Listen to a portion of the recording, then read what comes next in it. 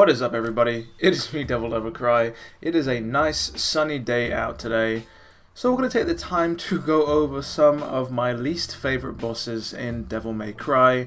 Now, these aren't going to be in any particular order or rank, mainly because it's kind of hard to quantify what makes them so bad. I mean, some are worse than others in some sort of aspects, but some are better. Regardless, we're going to be diving into the worst bosses in each of the games, and we're going to see how things go. I will be making a note of the bosses, of course, in the hopes that they never ever show up again, because to be honest, the bosses we're going to be talking about I do not want to see coming up again. So without further ado, let's just dive right in. Kicking off the list with Devil May Cry 1, we of course have Mundus. Mundus, death by non-existence. He is an absolutely annoying boss in Devil May Cry 1. I do not care what any of you say. That first phase is absolute trash. Why is there an on-rail shooter in my action game? Like, seriously, what were you thinking, Camilla? The second phase is alright. It's decent, but the fact that you're surrounded by lava, you have all these things still shooting at you, it makes it more of an annoyance than it is genuinely being fun. Moving on though, there generally seems to be an entry for Devil May Cry 2 in this book. To be honest, I've never even heard of Devil May Cry 2. If it's in a book like this though, it's probably trash and shouldn't exist. Most likely no redeeming features anyway. But moving on to Devil May Cry 3, we have Gideon. The absolute worst. The equestrian hell, the horses, absolutely trash. You probably would have seen it in my Dante Must Die playthrough recently of Devil May Cry 5. How much I hate this boss, and I genuinely do. Nice one, Dante, just dash right into a fucking horse with a chariot.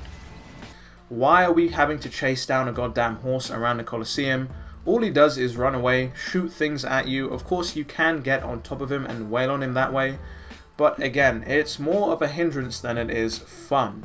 Adding to that, let's just put Arkham here in this book, because Arkham is pure trash. I don't care, again, what any of you say. Those goddamn demonic dolphin things that chase after you, trash.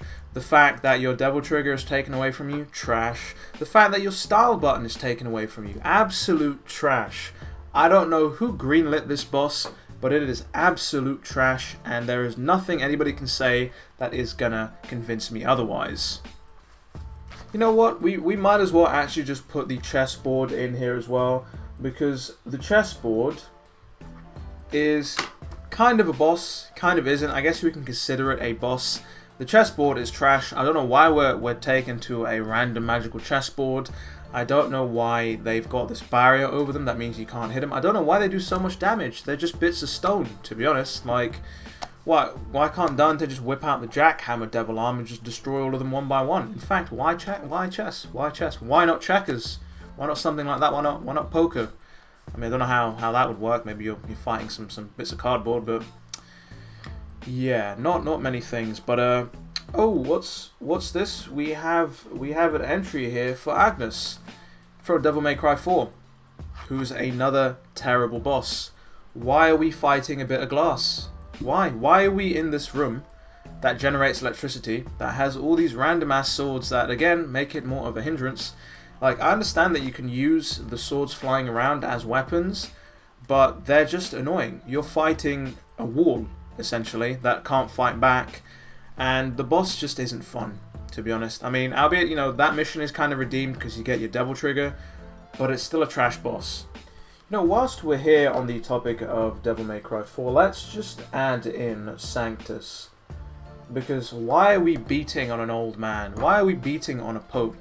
Again, he has this shield mechanic, which, you know, just like Nevin, shield, that's perfectly fine, but the boss plays out differently, and it's more annoying than it is fun. You only fight him, I believe, twice, which, you know, is not that bad, but at the end of the day, the boss fight isn't fun, especially on the higher difficulties. Of course, you can play things stylishly, but I'm honestly not a big fan, to be honest. Compared to the rest of the boss fights in the series, absolute trash. Keeping with Sanctus though, we can also kind of mention the statue boss, where you have to kind of go around and, you know, break the crystals on him.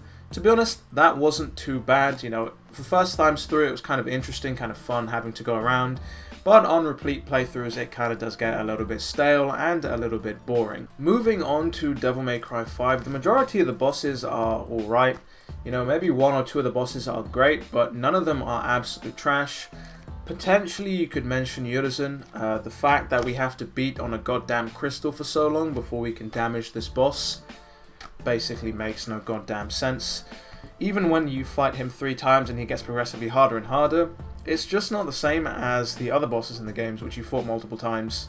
It was more of an annoyance than anything else, spending the majority of the boss fight having to wail on this crystal, maybe for like 30 seconds of being able to actually wail on the boss itself.